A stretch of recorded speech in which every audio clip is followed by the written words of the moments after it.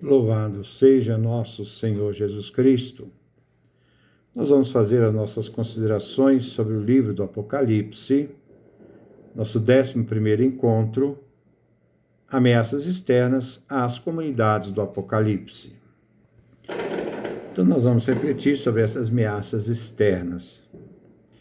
O livro do Apocalipse nos mostra que a igreja era ameaçada por questões internas e também, isto é, se trata de visões internas, geradas por doutrinas contrárias à fé recebida, à pureza da fé que foi recebida no batismo, como questões ligadas a pessoas como falsos apóstolos, falsos profetas, que queriam adaptar o cristianismo para ser aceito no mundo romano, inclusive adaptando o culto cristão ao culto, no caso, pagão, grego, helênico. Era também uma situação onde a igreja vinha ameaçada por questões externas, como culto ao imperador, que era exigido pelos súditos do império. O fato de não aceitar os cultos do império era um crime, porque desobedecia às leis obrigatórias para todos os membros do império. Somente os judeus estavam isentos deste culto. Segundo uma lei antiga do império, quando Pompeu conquistou Jerusalém no ano 63 a.C., ele nomeia Hircano como sumo sacerdote. Os judeus deveriam rezar no templo pelo imperador e não precisavam fazer o culto aos deuses do império nem ao imperador. Foi uma concessão dada aos judeus.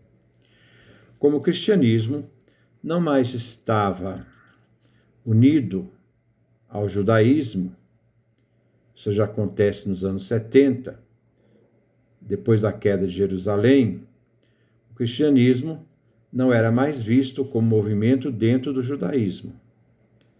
Então não estava mais protegido pelas leis que protegiam o próprio judaísmo. Os cristãos eram obrigados por lei a fazer o culto ao imperador. Eles podiam ocorrer em 2 crimes: a lesa majestatis, a ofensa ao imperador, por não reconhecer a sua divindade, o imperador era conhecido como filho de Deus, e a lesa religionis, por não cultuar os deuses do império, sendo obrigados a participar dos banquetes sagrados, oferecer incenso às estátuas do imperador. Por isso, os cristãos procuravam adaptar o cristianismo a fim de que eles não fossem perseguidos pelo império. Como o raciocínio de Jezabel, que se autoproclamava profetisa, de que, já que os deuses do império não eram nada, não tinha problema nenhum oferecer culto aos deuses do império, já que eles não existiam, não eram deuses.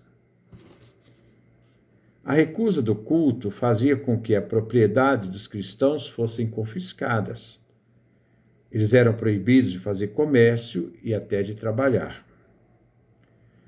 A cidade de Pérgamo vem qualificada por Jesus como lugar onde está o trono de Satanás. Apocalipse capítulo 2, versículo 13 e 14. Pois ali havia um templo dedicado a Zeus, sentado num trono. A comunidade de Pérgamo ficou firme e não cedeu à perseguição, não renunciou à fé, e nos mostra o martírio de Antipas, que não cultuou os deuses do império, nem o imperador, nem comeu carnes sacrificadas aos ídolos. Os cristãos vinham considerados opositores perigosos da vida religiosa e política do império, por não aceitar a política que era imposta pelo próprio império, que exigia o culto ao imperador e a deusa Roma. Os cristãos Então, quando acontecia alguma catástrofe, eram sempre culpados porque eles não cultuavam os deuses e os deuses estavam vingando, né, por causa dos cristãos. Então, era castigado o povo pagão por causa dos cristãos. Então, começa a se perseguir os cristãos. O império exigia uma fidelidade política e religiosa total. São João no Apocalipse se opõe a esta integração cristianismo-império. Né?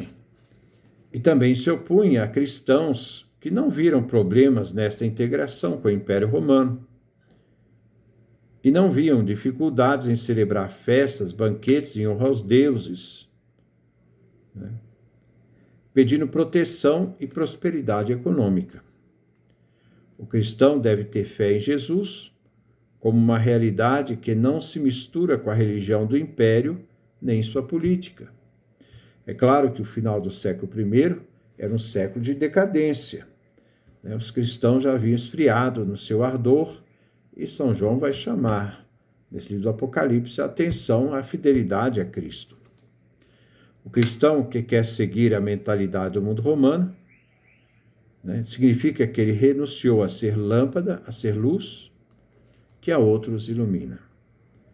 O cristianismo do primeiro século foi tomando conhecimento da sua fé e não consentiu em ser manipulada pelo viés ideológico e político, pela integração política social da época. Quando nos anos 65 e 66 o cristianismo foi chamado pelos judeus a entrar na guerra de Jerusalém contra os romanos, para expulsar os romanos da Judéia, os cristãos rejeitaram entrar na guerra. Isto provocou uma animosidade dos judeus contra os cristãos, um ódio aberto dos judeus contra os cristãos.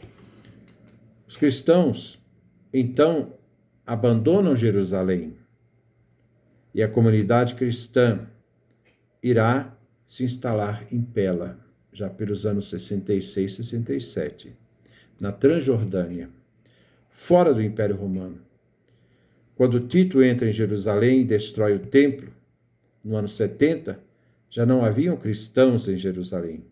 A pequena comunidade já tinha se mudado para a Transjordânia. Então, estavam isentos da lei do Império Romano. No ano 100, quando os judeus se reuniram em Ábne, num concílio, eles romperam definitivamente com os cristãos, lançando sobre eles uma maldição. A partir daí, judeus e cristãos estão de lados opostos. Não devemos esquecer que as ideias gnósticas já iniciavam seu sincretismo com o judaísmo, vindo da Pérsia, através dos judeus persas. E depois tentaram minar o cristianismo com essas ideias novas. Já podemos ver este início da influência na doutrina de Balaão, Nicolaítas, Jezabel, nas cartas de João, segunda carta de Pedro e Judas. A pressão externa fez com que a comunidade se posicionasse e não fosse engolida por sincretismos religiosos e incursões de adaptações políticas sociais. A fé devia resistir a esta perda de identidade. Então nós vimos que o cristianismo enfrenta dificuldades internas e dificuldades externas. Já nesse final do século I, que vai colocar a comunidade na necessidade de fazer uma definição e uma decisão centrada em Jesus Cristo e na fidelidade a Jesus Cristo. E aqueles que resistem poderão depois participar da liturgia celeste. Então, é um livro que tenta trabalhar bastante a questão da resistência, do povo para não se deixar ser seduzidos por vantagens que o império possa dar, mas sempre mantendo a identidade cristã. Jesus Cristo, a centralidade da vida de fé daqueles que creem. Que Deus nos dê a sua graça, a sua bênção, a sua face resplandeça sobre nós.